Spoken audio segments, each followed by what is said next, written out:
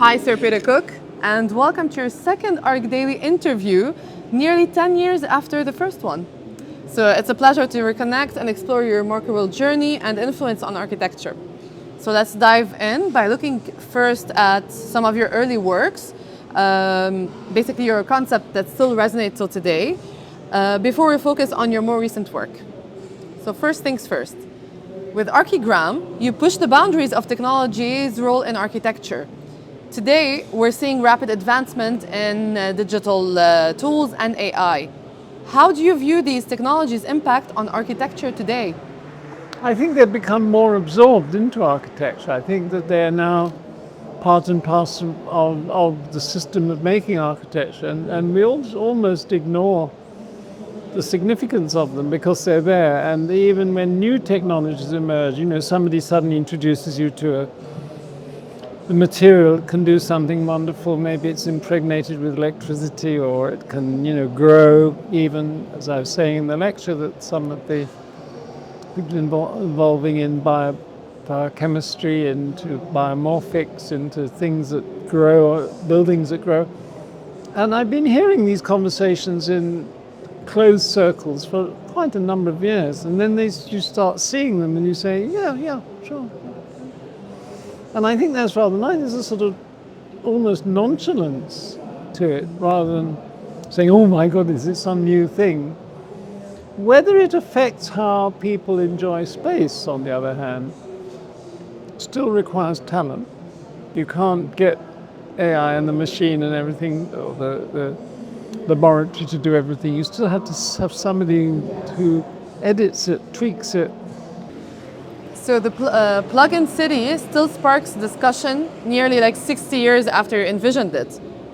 What do you think it is about this concept that remains so provocative and relevant today? I think it's because it's a dynamic project. It's to do with things happening rather than, that's how it is, isn't it nice? Okay, end of conversation.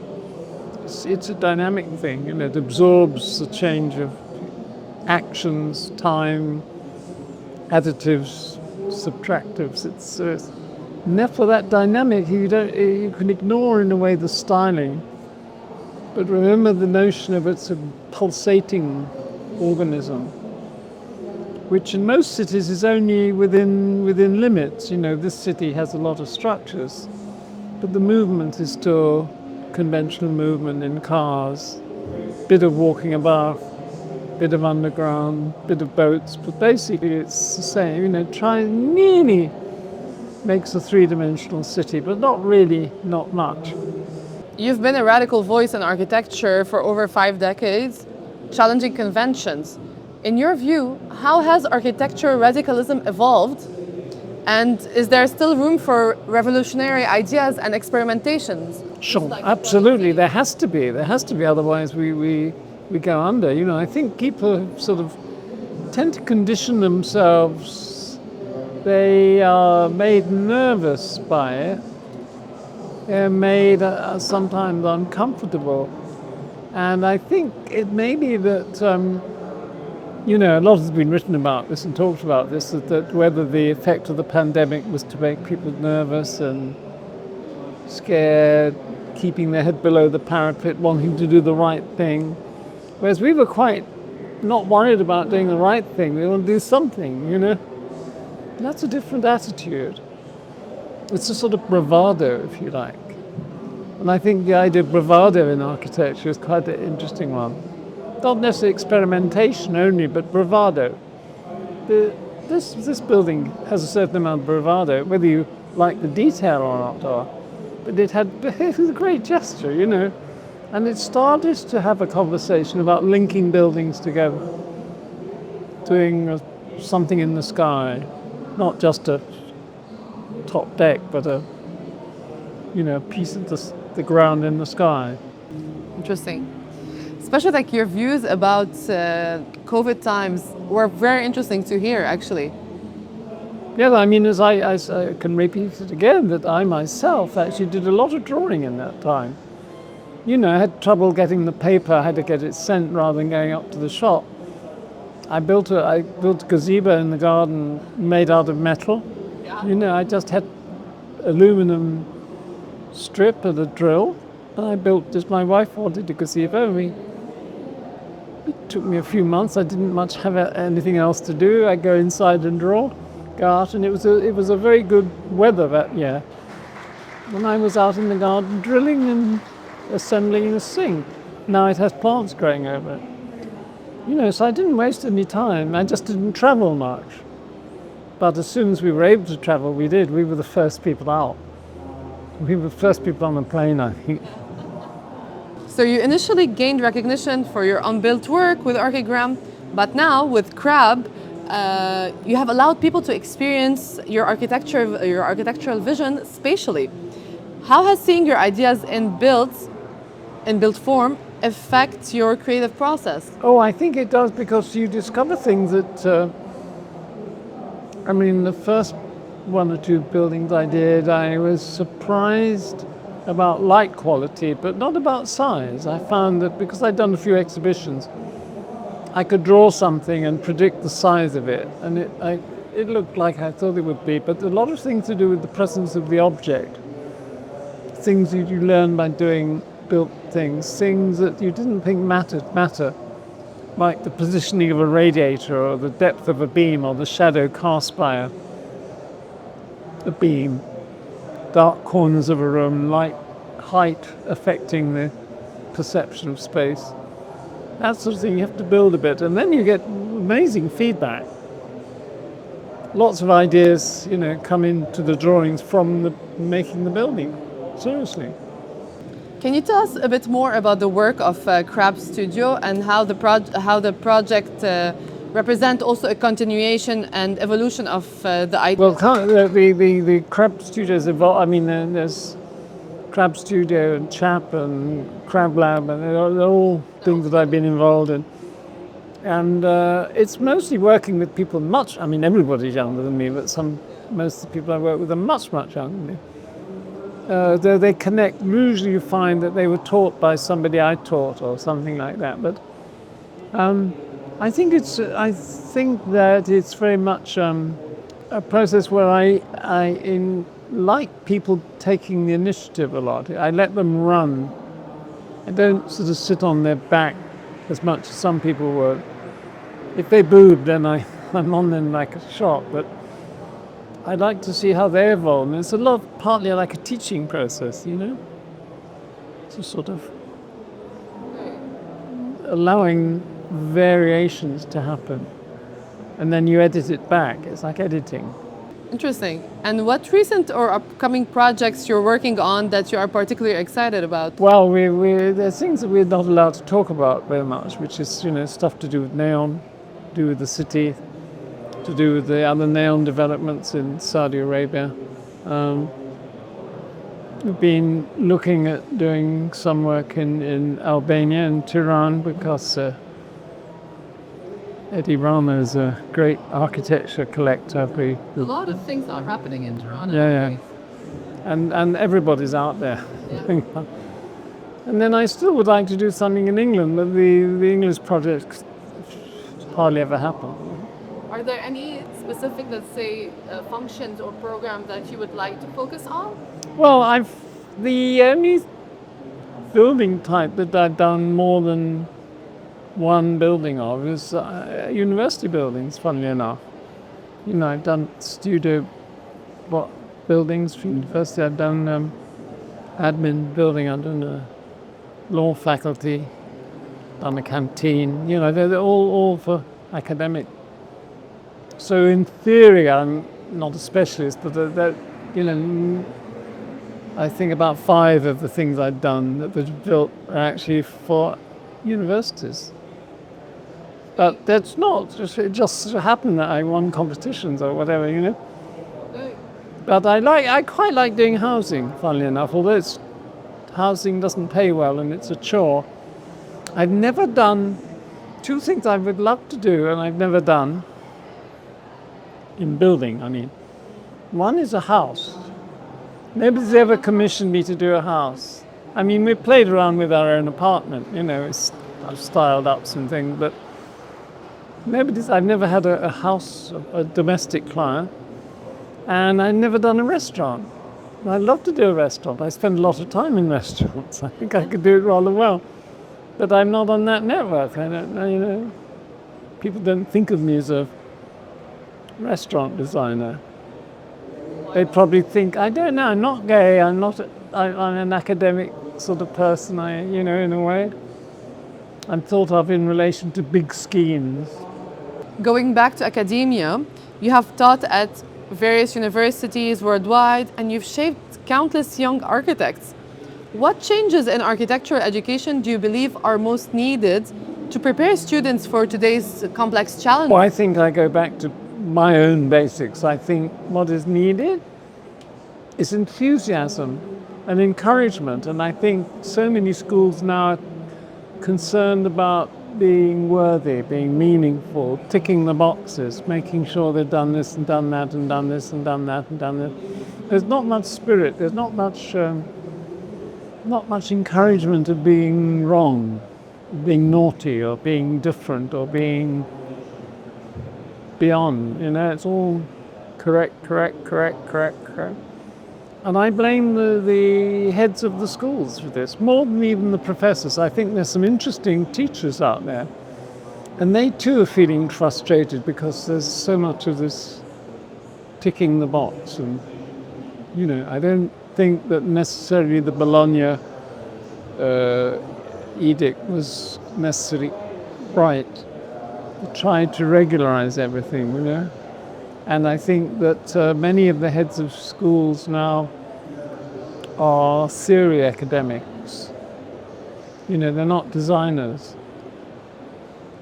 I'm very interested to see what will happen, if I go off on a particularity there, I'm very interested to see what will happen with SciArt, which is one of my favorite schools. I think it's a brilliant school. Up to this point, it's about to change head any minute, within the next year. Up to this point, all of its directors have been designers. Every one of them. So other than And they're very different designers, but they've all been designers. Now, the challenge is, can they keep that going? Because they'll be under pressure to have somebody who ticks the boxes. So other than enthusiasm, how would you like to see architecture education evolve? I'd like to see it open up. I'd like to see it to become much more variable. And I would like to see it allow that different schools can be very, very different. I could go into great detail on this because I spent a lot of time on it. But I would, in my scenario, I would have a lot of maybe small schools and then make it very difficult for students to do graduate school, or at least to have I would be very hierarchical. And the higher you got the hierarchy, the more and more freedom you would have. In other words, once you can prove it, you can do the basics. Open it up. But to make one or two of the top-end schools extremely tough. Extremely, I've taught in a lot of well-known schools, as you know. I taught for 25 years at the AA, for 16 years at the Bartlett. I taught in Harvard. I taught in SciArt, UCLA, USC, Columbia. You're the professor par excellence. and Scandinavian schools. I've had some of the most enjoyable times, obviously, in the two London schools, which I could go into great detail of the pros and cons of them over the years, but we haven't got time. I'm still a great fan of SciArt. And it's more than a school, it's a sort of spirit. Right? But I've had two groups of exceptional students, not from those places. One was years ago in Oslo, AHO in Oslo, but not the second time I went. The first time I went, in the 80s. They were amazing students. They worked over the weekend. They were in the boyfriends, girlfriends, kids, dogs, bottles of red wine, bottles of white wine. It was all in there in the studio. And they'd worked through the weekend because it was fucking cold outside anyhow. And they were they weren't very good at the beginning of the half year. By God, they were good at the end of the half. They worked like They were enthusiastic and they pushed themselves. And they had some very good professors, you know. They had Norberg Schultz and Sverre Fenn at the time as their main professors.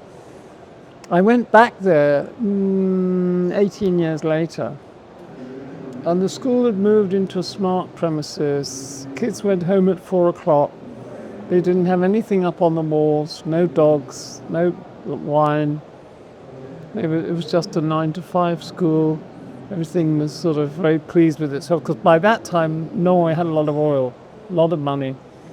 And the kids literally became more spoiled. And it completely had lost the mojo that it had before. I mean, to go to the same place is a good comparison. It wasn't another school, wasn't different, same city, same institution, different building. And you could cut it with a knife, the difference. And did your methods of teaching change over time, in your opinion? Not much. I think I'm still me, I think, you know. But the other good group of students, I was a bit, 6 years ago I did the Tangi professorship in Harvard. I'd done a couple of lectures in Harvard, and I was sort of in Harvard, it's going to be really stiff and, you know, it's very Boston-y. I had wonderful students. I did a presentation. You had to do a sort of competitive presentation with about 20 other people, many of them very well known. And I knew it was sort of uptight and East Coast, right? That was my perception. So I showed a ridiculous lecture with dogs running kiosks and things was on their head and so on. And I got 90 applicants, which I couldn't take. I mean, I took about 14.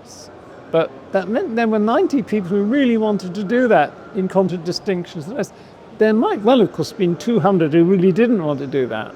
But that cleared the air. So the ones who came, they really wanted to do that stuff. And they were great students. And they were very relaxed. They were incredibly well. I mean, the thing you notice about Harvard students, they're very, very well organized. Even when I did my 1 week on, 1 week off, so the week I was in London, and they came on Skype, they were always there on time. They never had excuses for not having done anything. They always had lots of stuff. You see why they're Harvard students. They're motivated. And they were jolly. They when I had a birthday, lots of them turned up and they'd made their own blue glasses and cakes looked like cities. And they were really cheerful, to use my word again. Really cheerful students. They were great. I had a couple of them to come over and work for me for a few months afterwards. So that, you know, sometimes you're surprised by places. Sometimes the sort of places that sort of you think are going to be relaxed aren't. And the places you don't think are going to be relaxed, if you can find people. And of course, it's always nice working with bright students. I mean, I could go on. This could take hours, but it's very relaxing to have bright students because they don't piss about. You know, bad students always have an excuse why they didn't do something, and as soon as you criticize one thing, they'll start again. Instead, if you do a good student and you criticize the thing, you say that doesn't work, or had you thought about more of this? They'll go back and they'll think more about it. And they'll make it work. They won't abandon everything. The stupid students sort of say, oh, he doesn't like it, oh, whoa! And then they still can't think of it. I mean, I'm very elitist. I had to fight hard to get to the AA myself. You know, my parents didn't have a lot of money and I came from provincial school. I had to graft to get into the school. And I never had private money, you know, so I don't see grafting as the whole thing. So I think in the London context, apart from all other things, I think it's interesting to compare the Bartlett and the AA. I think the AA is smart in the general cultural sense. And I think the Bartlett is full of grafters.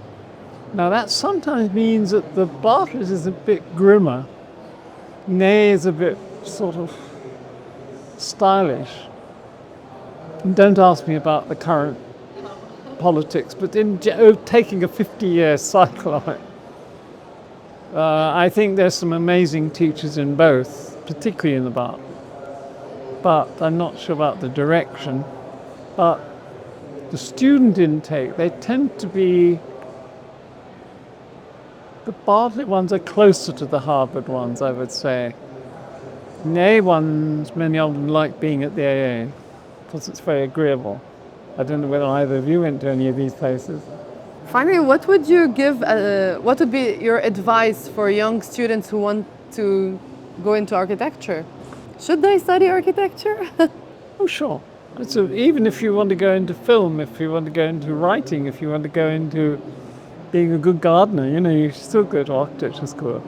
I mean, I was very interested in architecture and I stayed at it, but I've had lots of interesting students at all of these places have gone off and done something else, I just heard yesterday by her ex-husband of an ex-student who has become one of the main transport heads in London transport.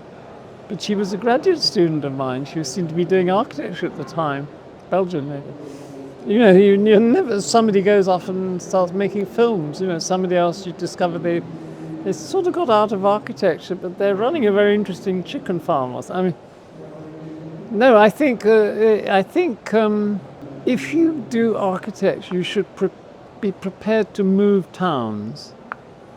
You should even encourage yourself to move schools. I think I went from a small, at the time unknown school. It's now a bit grander, but at that time, and I went to the A, which is a big step, and I was treated as a spotty provincial, I sort of fought my way through. And, I know most of my friends who came later to the Bartlett, later to the AA, later to Harvard, later to SciArt, these sorts of schools, they started somewhere else, out in Iowa or out in, north of Scotland or wherever back end of Belgium or something, and then they made it to a more interesting place. And they usually, as a late friend of mine used to say, hungry. They're hungrier. The people who come up in the elite school from the beginning, from the first year, by the time they're third year, they've heard everybody. They've seen it. They know all the fuzzwords. They're a bit blasé. You get some spotty creature from somewhere, just fought their way in there. Wow. I can remember going to hear, coming to the A from Bournemouth and hearing a lecture by a man called John Summerson, who was a fantastic historian, expert on Georgian, and he was our history lecturer every Wednesday. And I remember one of the students who'd been there a long time was being a bit droll. There's John, he goes to be. But I thought, fuck you. The person giving me history lectures before was the drainage guy in Bournemouth. Come on. You got the best, the expert on English Renaissance. Not that that's necessarily my bag, but I remember distinctly, his enthusiasm was fantastic. You knew when he liked a certain architect. You get him on Hawksmoor and he absolutely came alive. You knew he was partisan. It wasn't just flat. And then you read his books and you see they're very interesting because they also talk about the sex life of the people and the financial deals and all the things that were going on, not just where they do the pediment. It's to do with the stuff around. And I had teachers like that, fantastic. A lot of dedication. So when I give a lecture, there's also years of hearing other people giving lectures. It's not one's education is not just when you were where you were. It's the people who, I left school after O levels. I went straight into the local art school, which had a mini architecture school. Now it's a bit grander these days, the university and all that, and has a bigger department. But in those days, it was nothing. And as I say, we had the same guy who taught drainage, taught architectural history, for good or ill. And it was a different scene, but I remember then when I started teaching, which I did 4 years out before I taught. So I didn't go straight from school to teaching. It was 4 years in an office and I'd done 2 years in offices before that. So I had 6 years office experience before I taught, which I think I'm not just a sort of funny old theory person. And I've sat on juries with people who, extremely erudite, the Colin Rose and the Kenneth Framptons and the Charles Jenks and all these people who had much more learning than I did. And I picked up the gift of the gab, I could discuss with the best of them, but that was my own training. Same with engineers, I work with really good engineers. I'm very fussy about. One of my engineers is sitting in the front row actually today, Eduardo from AKT. I've done 2 buildings with him and just done a competition with him. And it was great, he was sitting there, I did. But I think, working with, I was just averagely all right at structures. I got through the exam sort of thing. But then I worked with some amazing engineers, really epoch-making. Frank Newby, who taught Sterling and Cedric Price. We did a big project with him, and then I worked with Peter Rice, I worked with Tony Hunt, worked with AKT, and I work a lot with Klaus Bollinger, who did the Kunsthaus as well. Done several things with him. These guys are as interesting as the best architect. They're really creative characters. Particularly people like Klaus. It's an amazing creative animal. Chain smokes, sits just at a coffee table. You never sit in his office upstairs. You go down by the water and he's always smoking. You sit out there and you knock out the scheme. You sit and you say, well, what happens if we do that? Okay, he's got minions who do the calcs, but you sit with them and say, we could do that. Okay, hey, if we could do that, we can do that. Hey, what happens if you do that? And it's that sort of more coffee, more smokes. A couple of hours later, we've got a scheme. Team effort that defines. And that is like a tutorial. Yeah. So I had some pretty good structures lecturers at the AA, but that's gone on till now. I'm still learning, from Eduardo sitting down there a couple of weeks ago saying, if we do that, that happens. Really? Can we do that? Yeah, you can't do that. Oh, why? Okay. And I'm still getting structures. In my 80s, I'm still getting structural tutorials. I think that's how you do it, But you have, yes, you have to be a bit elitist. You don't want to get to some. I had funny story about it. I don't know why we're talking about it. I was doing a small building, one of my earliest things in Berlin for the city.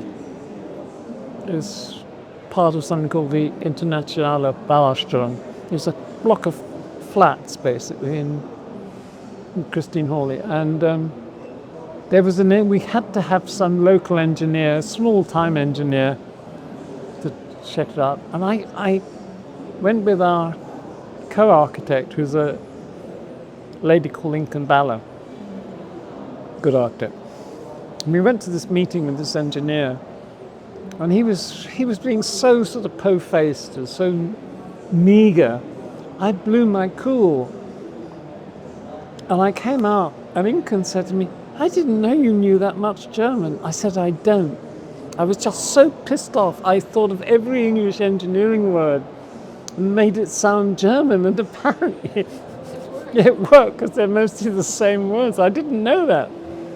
I was so pissed off with this guy. I just started really banging on in some Cookdeutsch that,